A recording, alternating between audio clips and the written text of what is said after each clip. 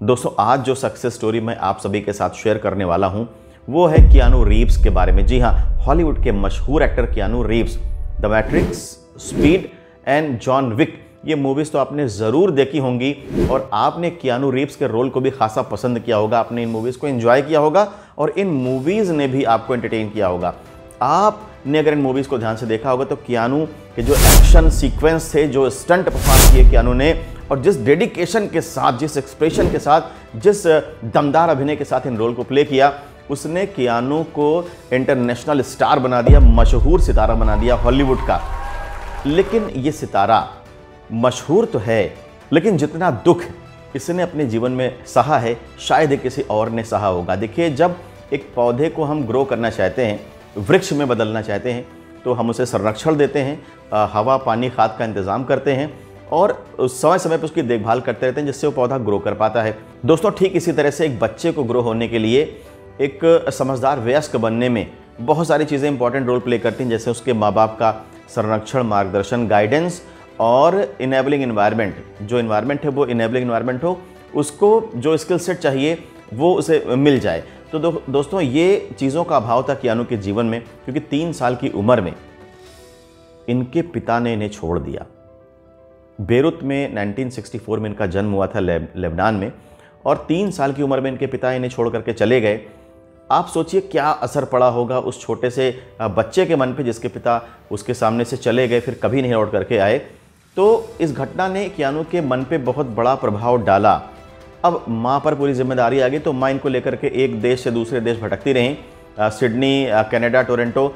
उसके बाद फाइनली ये लोग कनाडा में रुके और कियानू धीरे धीरे बड़े हुए। कियानू का रुझान एक्टिंग तरफ हो गया, वो एक्टिंग सीखने लगे और छोटे मोटे रोल भी मिलने लगे। 1980 का जो दशक आया, 1980 के दशक में कियानू को छोटे मोटे रोल मिल रहे थे, लेकिन 1989 में बात तब बन गई जब कियानू को एक comedy movie bill and TEDs में काम मिला। यहाँ से कियानू को पहचान मिलनी शुरू हो गई।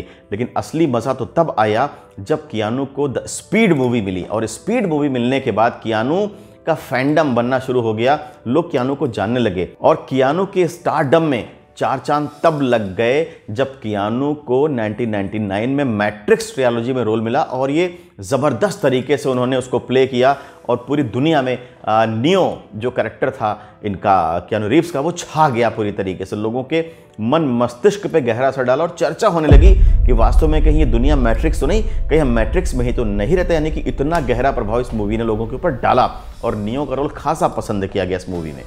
तो दोस्तों, जब नियो की सफलता से बुलंदी पे पहुंच रहे थे, तब उस समय क्या हुआ, इनकी गर्लफ्रेंड जेनिफर साइमे उस समय प्रेग्नेंट थी और इन्होंने एक बच्ची को जन्म दिया। वो बच्ची मृत थी, यानी कि मरी बच्ची का जन्म हुआ। कियानू का दिल टूट गया।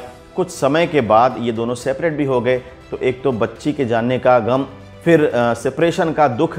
इसके थोड़े समय के बाद जो कियानू का एक दोस्त था, रिवर फिनिक्स, जिसके साथ ये काफ़ी समय बिताते थे, एक गहरी पक्की यारी थी, अपनी बातों को शेयर कर लेना, अपनी चीज़ों को एक दूसरे में बांट लेना, तो उनकी ड्रग्स ओवरडोज की वजह से मौत हो गई। उस मौत ने भी कियानू को पूरी तरह से तोड़ करके रख दिया। तो जो ये हादसे शुरू हुए उसकी लाइफ में, और 2001 में जेनिफर साइमे, इनकी भी डेथ हो गई कार एक्सीडेंट में।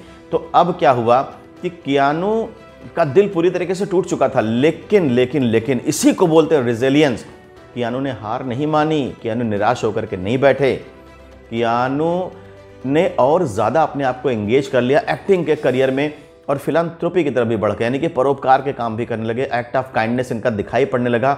ऐसी भी पिक्चर्स इनकी आने लगी सोशल मीडिया पे, ये किसी गरीब आदमी के साथ, होमलेस पर्सन के साथ सड़क पर बैठे नाश्ता कर रहे हैं, किसी से भी बैठ के बात कर रहे हैं, कहीं भी सड़क पर बैठकर आम आदमी की तरह से बैठ के नाश्ता कर रहे हैं, खाना खा रहे हैं या लोगों से बातें कर रहे हैं।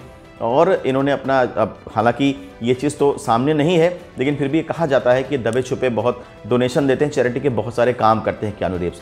तो अब ये जो पक्ष आया, इसने भी उनको और मशहूर किया और सक्सेस में योगदान दिया। दोस्तों, ये बात सिर्फ एक एक्टर की नहीं है कि उसने बड़ी बड़ी मूवीज़ में रोल पा करके एक बहुत बड़ा नाम बना लिया, नहीं। ये स्टोरी है रेजिलियंस की, ये स्टोरी है पर्सनल स्ट्रेंथ की। जी हाँ, जितने आघात, जितने सदमे झेलने के बाद कियानू आगे बढ़ते रहे, वो अपने आप में काबिल तारीफ़ है।